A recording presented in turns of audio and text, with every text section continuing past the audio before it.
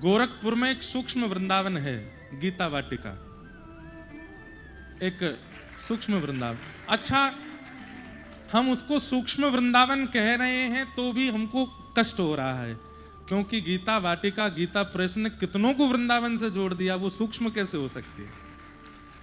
गोरखपुर का बहुत बड़ा सौभाग्य है कि वहां गीता वाटिका, जहां श्री राधा बाबा महाराज, हमारे पूज्य श्री भाई जी महाराज, सेठ जी, ये सब महापुरुष वहां विराजे। भाई जी का एक पद है, मृत्यु के लिए ही है, और ये मृत्यु के ऊपर ही कह रहे हैं वो। गैर सत्संगी व्यक्ति की मृत्यु होती है, पर सत्संगी व्यक्ति तो अपने साजन के देश चला जाता है, वो तो निज वृंदावन में प्रवेश कर जाता है, साकेत धाम, गोलोक धाम में प्रवेश कर जाता है। वो अप्रसन्न नहीं होता अपनी मृत्यु से, वो तो प्रतीक्षा करता है। कथा सुनते सुनते जिस दिन ठाकुर जी का अनुभव होने लगेगा ना, आप रोने लगेंगे कि कब जाएंगे ये प्राण, कब तक इस शरीर में और रहना पड़ेगा, कब लेने आएंगे मेरे सजन मुझको। भक्तिमती मीराबाई एक अवस्था आने पर तो ठाकुर जी से प्रार्थना करती थी, और कितने प्रारब्ध बचे हैं मेरे जो मुझे इस धरती पर रहना है, अब तो ले जाओ पिया।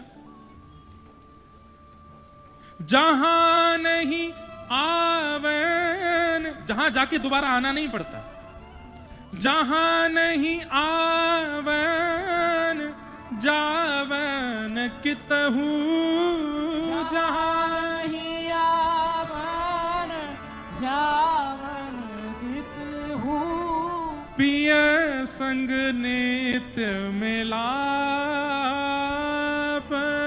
पिय संग नित्य मिला। जहां नहीं ग्राम्य चर्चा को डर कछु, जहां नहीं ग्राम्य चर्चा को डर कछु, जहां न अजस को पाप, जहां अजस को।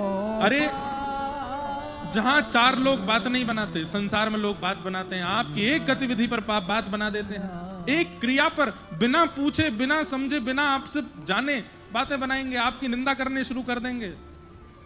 और जहां ना अजस, अजस मतलब अपयश, अपयश को पाप, जहां कोई अपयश नहीं होता है, वहां जाने पर केवल पिय से मिलन ही रहता है। वही भोजन है, वही पान है, वही शयन है, वही चलना है, वही फिरना है, बस मिले रहो दोनों, प्रिया प्रियतम और उनके साथ हम।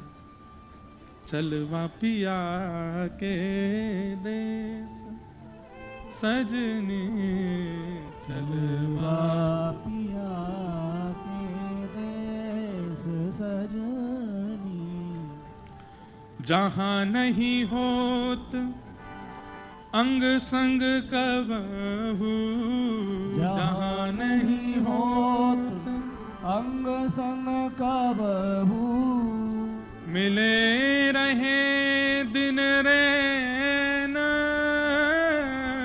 मिले रहे दिन रैन, बिछुरत नाही एक पल मन सो, बिछुरत नाही एक पल मन सो, मृतक सजीवन में,